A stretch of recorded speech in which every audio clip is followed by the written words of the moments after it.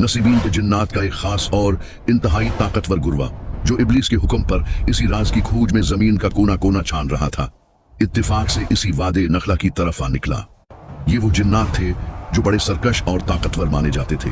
इन्हें नहीं मालूम था कि वो जिस राज को पूरी दुनिया के समंदरों और पहाड़ों में ढूंढ रहे हैं, जिसने इनकी आसमानी परवाजों पर पाबंदी लगा दी है, वो राज इस अंधेरी रात में इस खामोश वादी में इनका इंतजार कर रहा है। रात का पछला पहर था और वादी की पुरअसरार खामोशी अपने उरूज पर थी।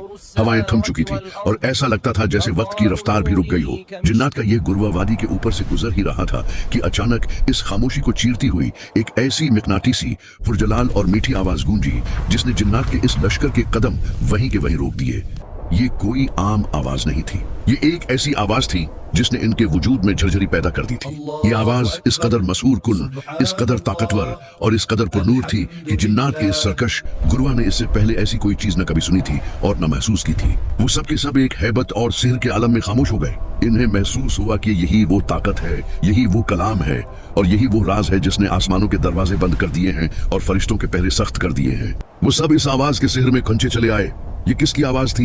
ये क्या पढ़ा जा रहा था? और जब इन जिन्नात ने करीब जाकर इस मंजर को देखा तो इनकी आंखें फटी की फटी रह गई। वादी नखला के इस पुरअसरार और तारीक माहौल में जब कायनात सो रही थी, वो अजीम हस्ती अपने रब के हुजूर खड़ी थी।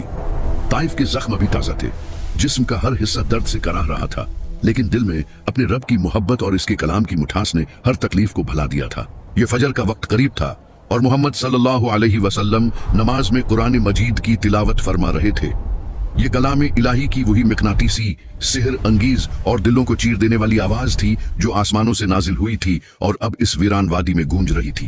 कुरान के ये अल्फाज जिन्नात के कानों में पगले हुए शीशे की तरह नहीं, बल्कि एक ऐसी हकीकत बनकर उतर रहे थे जिसकी तलाश में वो दरबदर भटक रहे थे। इनकी सदियों की गुमराही, इनका तकब्बुर और इनकी ताकत का गुरूर इस एक कलाम के सामने रेत की दीवार की तरह गिर रहा था। ये एक ऐसा लम्हा था जब जमीन व आसमान की तारीख बदल रही थी और इन देखी मखलूक जिन्हें इंसानों ने कभी अपनी आंखों से नहीं देखा था, वो इस वक्त हक के सबसे बड़े दाई के पीछे खड़ी खामोशी से कलाम इलाही सुन रही थी। इनके दिलों में एक नया नूर पैदा हो रहा था और इन्हें अपने इस सवाल का जवाब मिल गया था कि आखिर आसमानों पर फरिश्तों के पहरे इतने सख्त क्यों कर दिए गए हैं। वदिक नखला की इस सुनसान, ठंडी और पुरअसरार फजर में कायनात का एक ऐसा अनोखा और अजीमुशान मंजर दोहराया जा रहा था जिसकी मिसाल तारीख इंसानी या जिन्नात की तारीख में इससे पहले कभी नहीं मिलती। जिन्नात का वो सरकश और ताकतवर गुरवा जो आसमानों का सीना चीर कर फरिश्तों की बातें चुराने का आदी था, आज जमीन पर सर झुकाए दम साधे एक इंसान की